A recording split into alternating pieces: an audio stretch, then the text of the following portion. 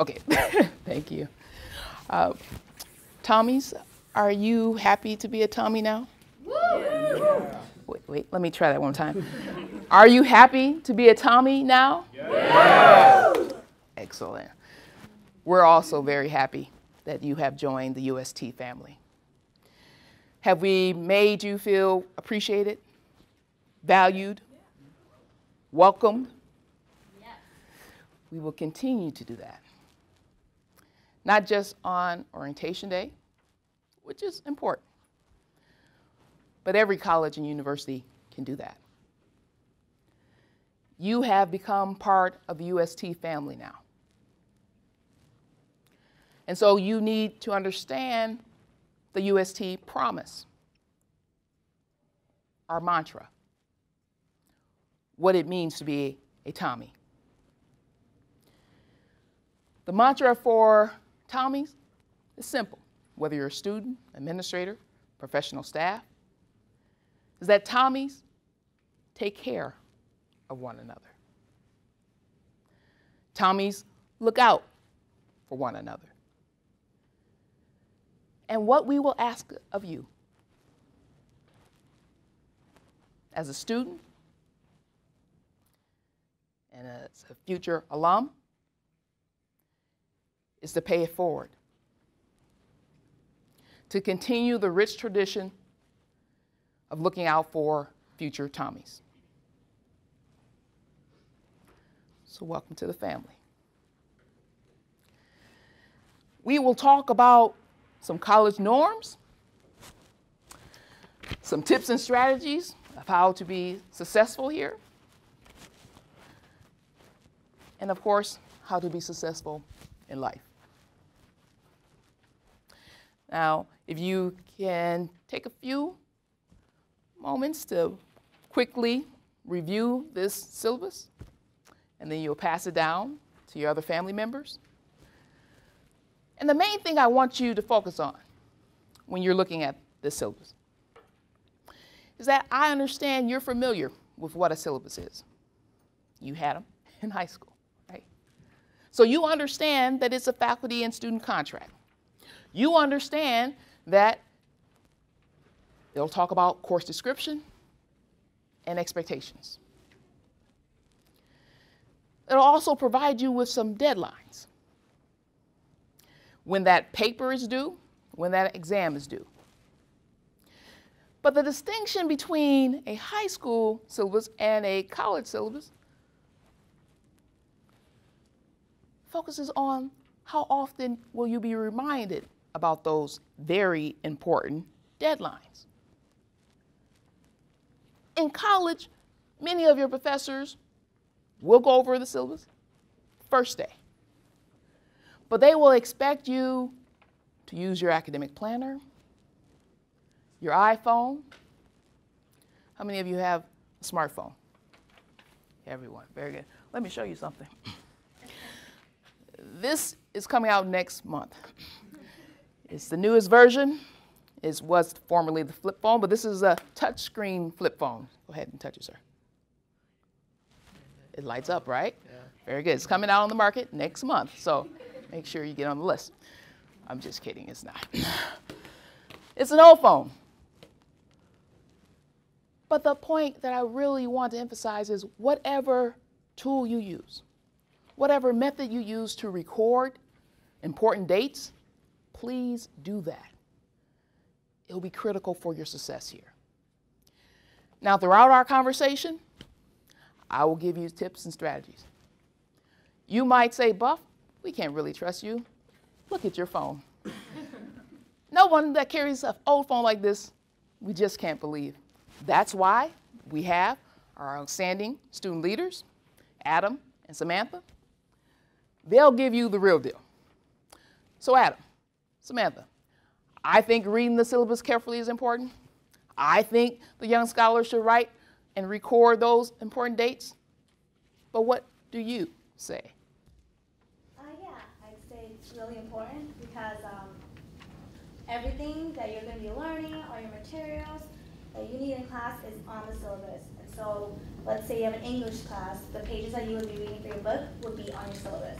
and your professor would just be like, all right, do your readings tonight, and then they won't tell you the pages.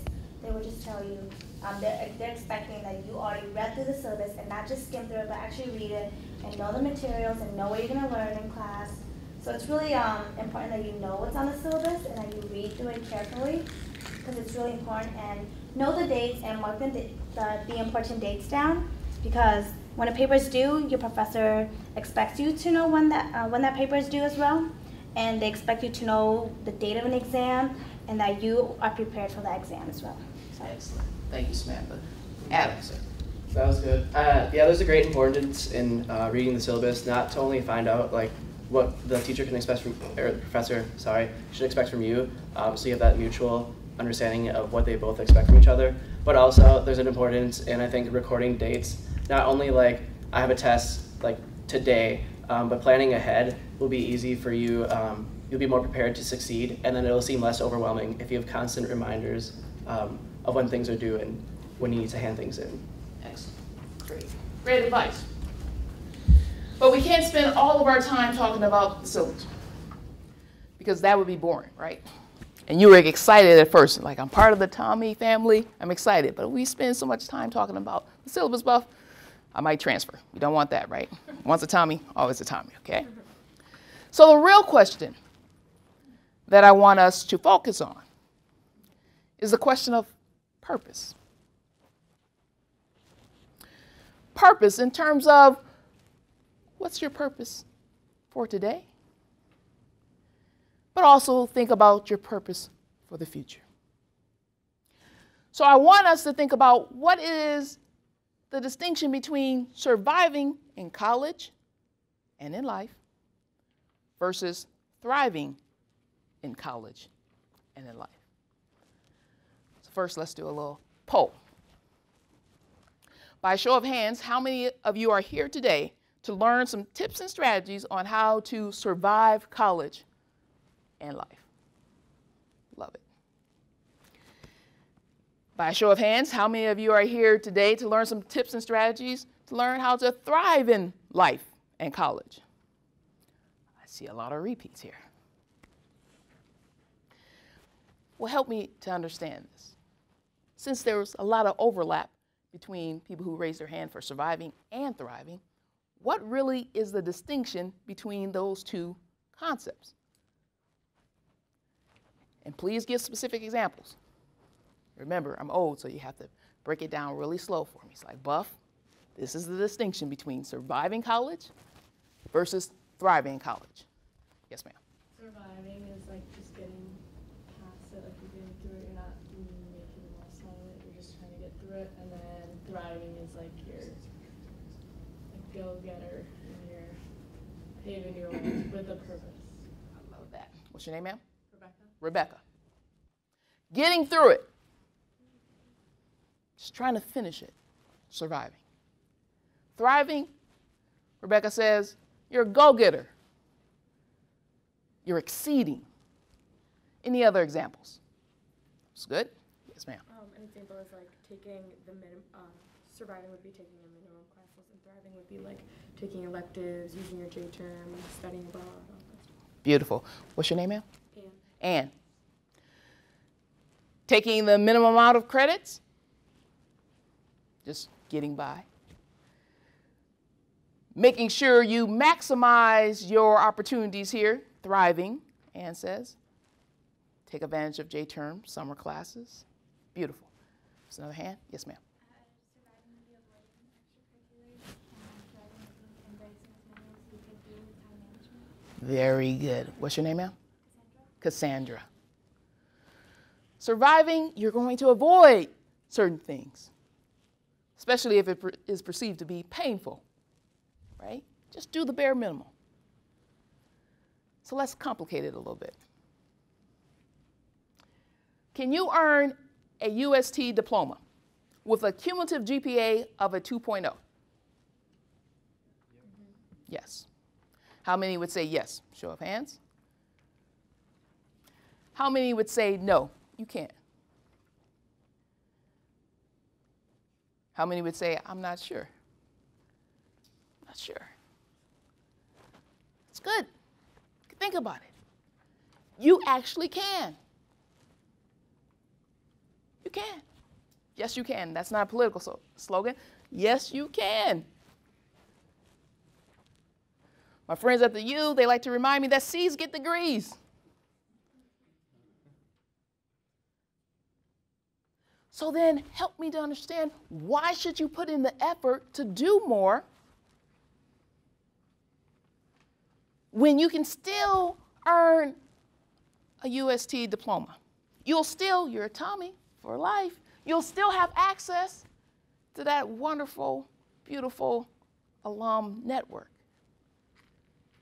Many of our alums are in very powerful positions and looking eagerly to hire other Tommies.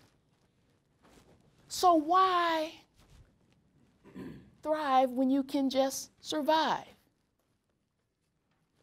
Yes, sir.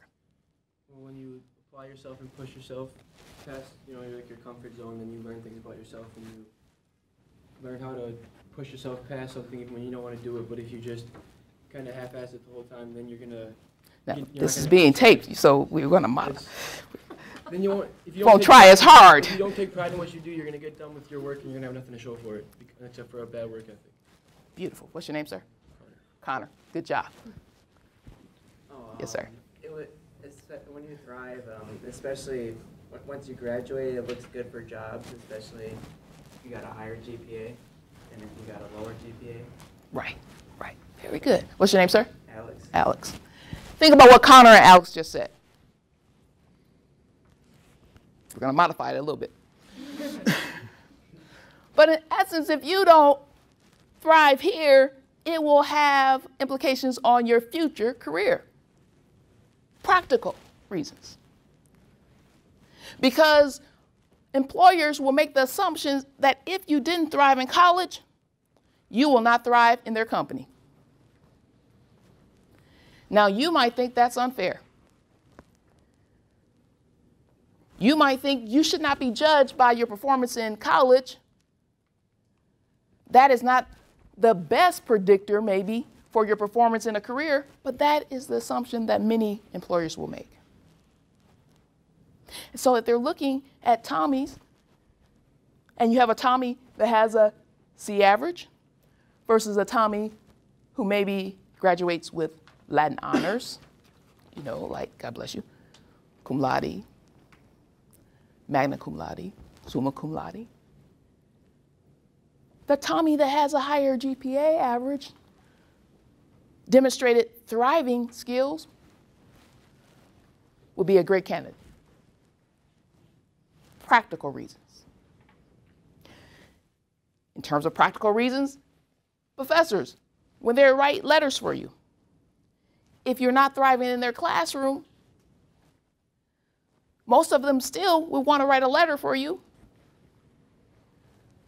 But in terms of putting their reputation on line, in terms of having some integrity, they can't write you a letter that indicates you were exceptional when you gave them mediocre work. Those are practical reasons why we want you to start building the skills of thriving in college. They're transferable skills that will help you thrive in your respective careers. But there's another important reason why we focus on thriving at St. Thomas. And that has to do with mission. St. Thomas' mission, of course, is to help young scholars become critical thinkers who act wisely, work skillfully to advance the common good, to become morally responsible leaders. Now, any accredited college and university can help scholars become critical thinkers. So that's nothing special about St. Thomas. But what makes St. Thomas special is that they're trying to help you build the skills, the knowledge, the confidence to see yourself as global leaders. You have a higher calling. Yes, we want to make sure you're an expert in your field. And your courses here will prepare you to be excellent professionals. We want you to be leaders at the local, state, and the national level. And yes, your courses taken here will help you be phenomenal leaders. But that is still playing it small if you only look at the local, state, and national level. Because you recognize that to be an effective 21st century global leader, you have to understand how nations intersect with one another. You have to understand how what happens in the Congo impacts our lives here in the U.S. When deals with Iran and the U.S. occur, it impacts other nations as well. You understand that. So in order to actually solve our global complex problems, you have to have the skills to address those issues. And you can't address those issues from one disciplined lens. So when you think that it's a waste of your time and your money, if you're taking classes that don't directly pertain to your major, it's like I came in buff, I was going to be an electrical engineer. I want to do marketing, I want to do accounting. Why am I taking all of these unrelated courses? The core curriculum at St. Thomas is designed to help you be an effective global leader.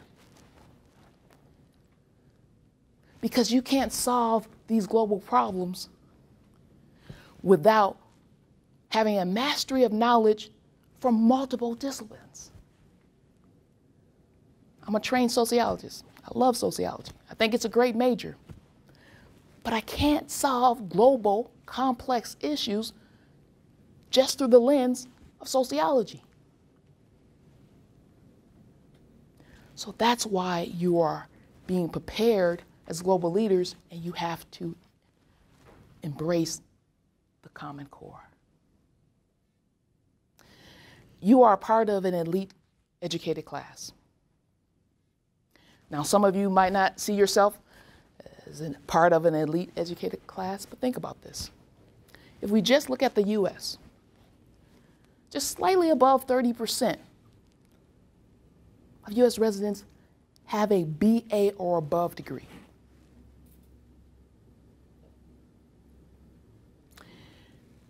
You are attending a private 4-year Catholic university. That is a privilege. Absolute privilege. But with all forms of privilege comes what? You know this, right? Responsibility. So there's a responsibility you have as emerging global leaders. And that's why we're going to talk about these 6 skill sets. First skill, good time management. Good time management. When you think of time management, it's really about balance. You have to have balance in your life. Now, of course, we want you to excel in your academics. But you can earn honors and not study 24/7. We don't want you in the library all the time. Because as a global leader, you are going to have to talk to other people, build meaningful relationships with other people. You have to hear the lived experiences, the pain, the challenges, the issues that they're suffering from if you are going to be able to solve those issues. You're going to have to put down the textbook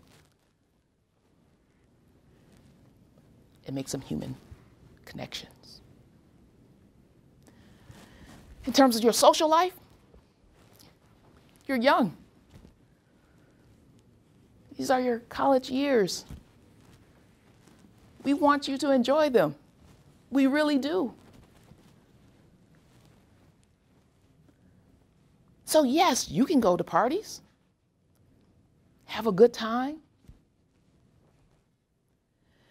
We just ask that you do it in a responsible way. And we know you will do it in a responsible way if you're always mindful of your higher calling, your purpose, your responsibility as a global leader. In terms of family commitments, of course, maintain family commitments. Continue those relationships that you have with your high school friends, people from your neighborhood and community. Keep those relationships. But remember, as a global leader, you have to consistently push yourself beyond your comfort zone.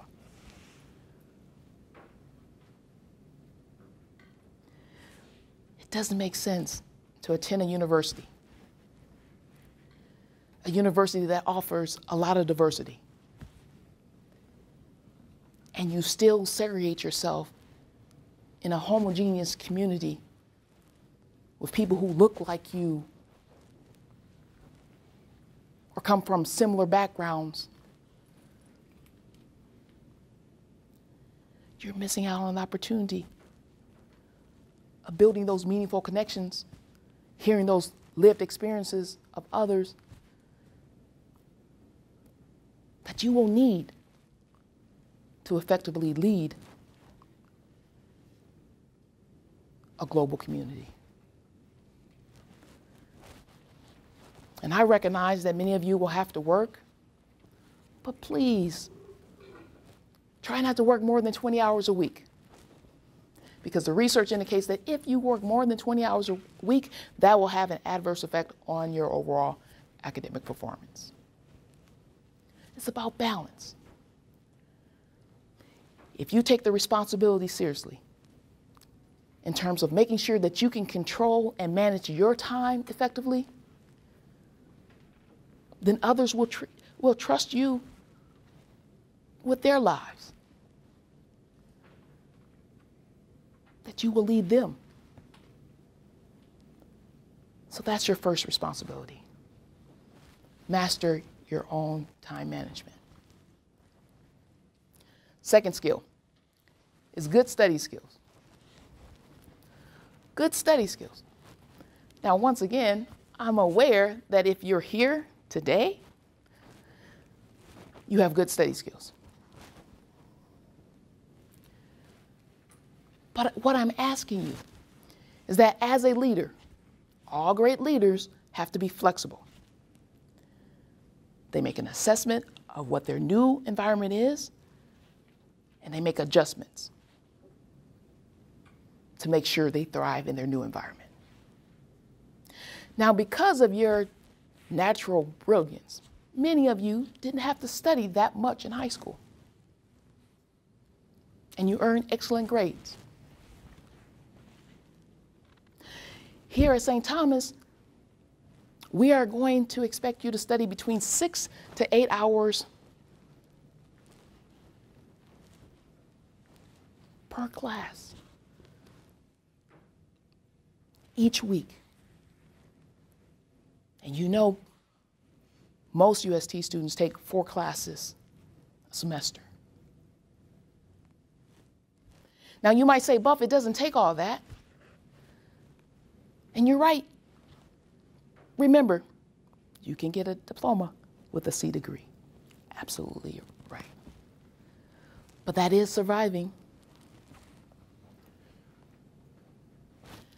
You can go to a class, just take lecture notes, never read the textbook. You could do that. But that is surviving. The reading is more intense. You'll be expected to read between 50 and 100 pages per class each week. And these are your non-English classes. The writing is intense. Once again, I'm just asking you to be mindful of your new environment and ask yourself the question, if the study skills that I developed in high school are not working now, tweak them.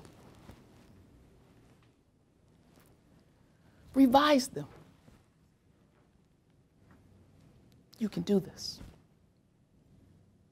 Great leaders have to make adjustments all the time. Third skill set, be proactive about your own education.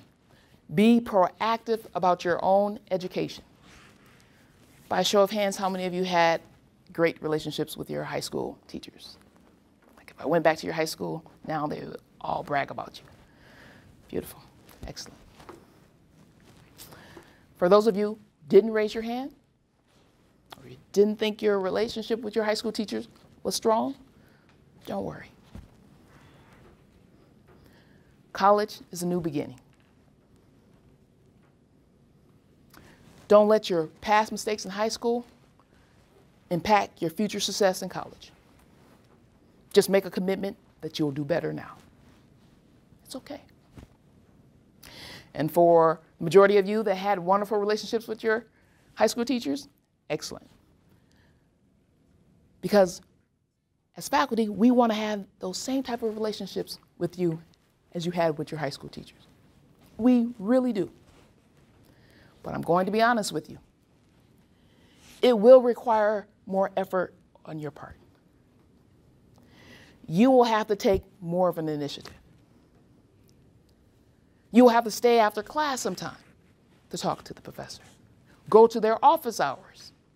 Don't think of office hours as something punitive.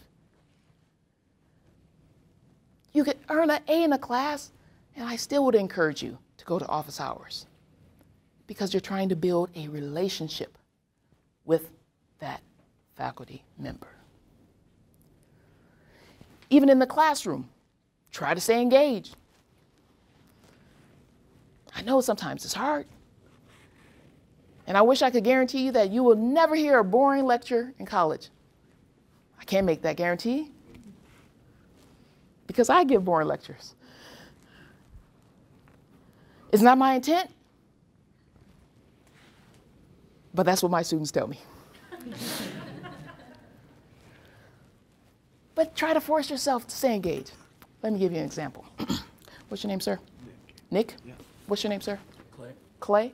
What's your name, ma'am? Katie. Okay, Nick, Clay, and Katie. Katie, I want you to pretend like you have a laptop out and you're typing away. Now, some professors will allow students to have laptops, others do not. You can always ask the professor, or you also can check the what? Syllabus. Perfect, love it. So, Katie, you're typing away. Now, think about this, Katie. I want you to show your family members that UST smile, what you do for the ID. There you go, perfect. Katie is typing. Katie is smiling. Now, Nick, Clayton, we're talking about infant mortality rates for lecture today. So I'm giving my lecture on infant mortality rates. Kate is smiling. Thank you, Katie. Katie is smiling, typing away. So I'm thinking to myself, we're talking about infant mortality rates, right? So I think Katie is really either one, she's just insensitive, right? I mean, it's just like, we're talking about babies dying and Katie's like, right? Or, because I don't think she's insensitive, I'm like, Katie's a Tommy. Tommy's care, so she's not insensitive, right? So what's the next thought I'm thinking? She's doing something else. Like what? Playing games or something. Watching cats or something. I don't know. But it's now my mission to find out exactly what's happening. Now, I can't initially just go over there, right? I can't just like run over there, right? Because as professors, even the old ones like me, we still like to believe that we're kind of suave, have a little swag. So we have to do it in a very, you know, swag away. So I'm going to casually walk over there, right? She will not know that I'm trying to check on her. So I pose a question first. I'm like, Nick, I give you a question that's related to the lecture. You give a wonderful response. I'm like, yes, Nick is engaged. Excellent. Then I go to Clayton. I pose another question to Clayton. You give a phenomenal response. I'm like, yes, sir, you are engaged. Boom, I'm talking, blah, blah, blah. I get here in front of Katie. I look at her laptop. What do I find? I do believe she's watching cats. But when I get here, what do I actually find? She's taking notes. Why? What just happened? She saw me coming a long time ago, right? Right here when I'm in front of Nick. And I look at her and I make this move. She's like, oh, she's trying to catch me, right? There's no way. She's just waiting.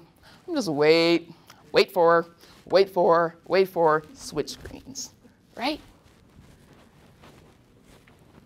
Because you are too smart and fast. There is no way an old, out-of-shape professor like me will ever catch you in the act. It's not possible. So as a college student, if you ever get caught doing something, you were just completely careless. Careless, because it shouldn't happen. Now, I never have proof, so I can never call her out on something that I really didn't see, right? But I can make a mental note.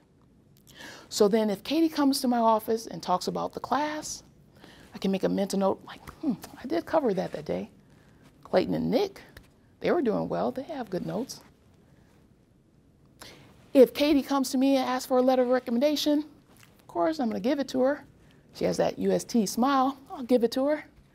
But once again, I can't falsify the records. If she's not performing well in class, if she's not engaged in class, I can't give her a strong letter of recommendation. So remember, the goal is never to see how much can I get away with in this classroom. Because you can get away with a lot of things in the classroom. It's not easy, it's not difficult to fool professors. It really isn't. But your objective really is to how do I build a relationship with this professor? So those are my tips, my strategies. Once again, let's go to the student leaders. Adam, Samantha, what advice would you give the young scholars as it pertains to good time management, study skills, or being proactive about education? Sure. Time management, make a schedule. Once you get your class schedule today, once you know what kind of clubs you're going to be in, what sports, other activities, when you're working, when you want to work out, all of that. Make a schedule that has all that laid out, because it's going to be a lot easier to succeed if you're prepared like that and you have things basically set in stone like that. Really, it all comes down to balance. That's what Buffy said, and I only want to reiterate that again. It's all about balancing things. And then as far as studying goes, what helps me is I copy my notes. Like after a lecture, especially for my harder classes, I'll rewrite my notes into a different notebook. This way it helps me remember the concepts, and also when I do that, I can go back and like underline or circle things that are unclear to me or concepts that I need clarification on. And then I'll go into office hours with those questions or anything that I'm unsure about. And then also office hours are great before, like a test, I'll go in like a week before with any questions on notes, homework, just general concepts that I'm not sure of. So utilize that resource too. Excellent. Thank you, Adam. Samantha? Yeah, like Adam, I also copy my notes as well, because I feel like while the professor's giving a lecture, all you do is really just take that notes and you're not really taking in the information. So what I like to do is I copy my notes again and I actually read it, and like I try to understand it. If I don't understand it, I'll ask my professor again. And you know, like just building a strong relationship with your professor really, like, it really helps as well. Like when you see your professors like outside of the classroom, be like, hey, how are you doing? You know, just be nice to them. Just be nice to them. And a study skill that I've learned that really helps me is just studying a little bit every day. Like, you know, you have an exam on this date. And so just plan like 1 or 2 weeks ahead and just study a little bit each day. And the closer you get to the exam, the date of the exam, you just study a little bit more and more. Like I've learned that it helps me a lot preparing for the exam. Excellent. Thank you, Samantha. Appreciate it. Thank you, sir. See, Adam's helping me with time management. Thank you. He's like, speed it up, Buff, speed it up. Fourth skill set, seek out academic support services. Seek out academic support services. If you look at St. Thomas campus, you realize that this is a very affluent campus, right? The takeaway is that whatever services you need, St. Thomas has the resources to address whatever need you have.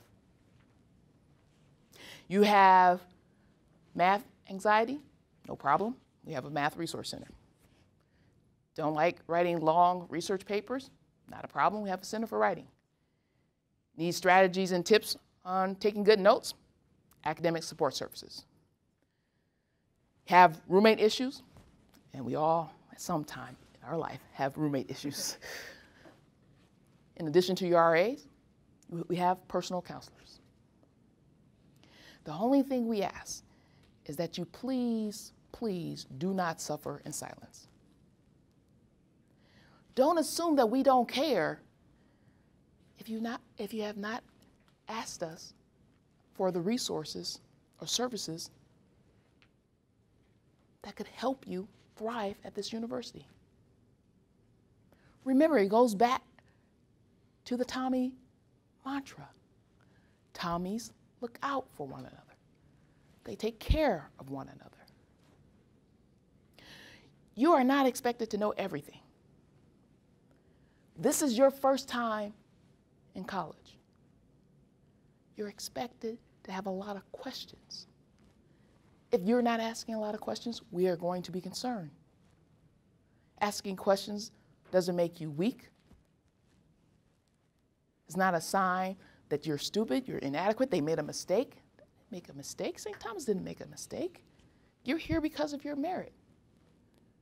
But just because you're an intellectual doesn't mean you understand everything about this new experience. So seek out resources.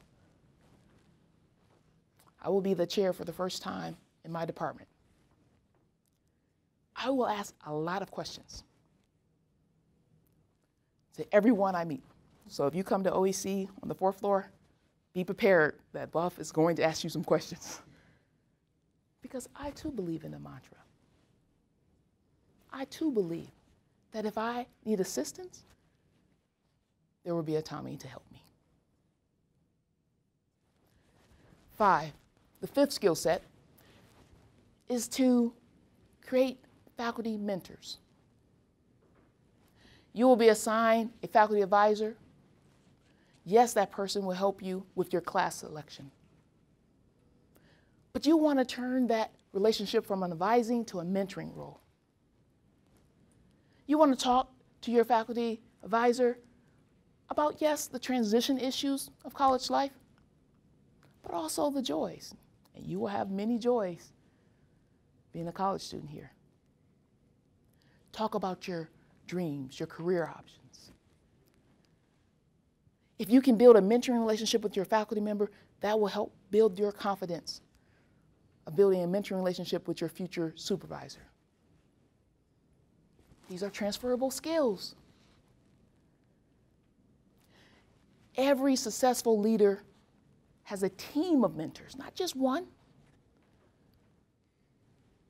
According to career development specialists, at least 75% of individuals who currently have a job now credit their social networks. So to be competitive in this global market, you have to have skills. This is true. But you also have to have relationships.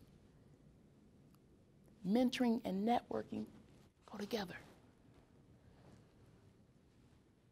No great leader moves from an entry-level position to the top executive position without having a mentor. Whether you're talking business leaders, Gates, Buffett, entertainers, we all need a team of mentors. How many of you watched the movie Hunger Games? Did you watch the movie? Know about it? How many of you actually read the book? Top scholars. I have to confess, I watched the movie, I did not read the book. I'm sorry. I usually think that if it's a really good book, eventually it becomes a bad movie. That's good. Thanks Thanks, Rebecca. But I just wait for the movie to come out. I know, like, bad teacher, bad teacher. I do promote literacy, though, yes. Who was the mentor for Katniss and Peeta? Hey Mitch. Was Hey Mitch an effective mentor? Yes. He kept them alive, got them sponsors. Did Hey Mitch have some issues? Yes, Hey Mitch has some issues. Now, I'm making a connection to St. Thomas, but I want to make clear, I want to be very clear about this. Please don't go back and tell your parents that St. Thomas is like the Hunger Games in the fall. That's not true. And please do not tell your parents that the professors over there are alcoholics, because that's not true. That's not the connection I'm trying to make. The only thing I'm trying to say is simple. You will have some professors who are quirky, goofy, uncool, weird, exhibit A.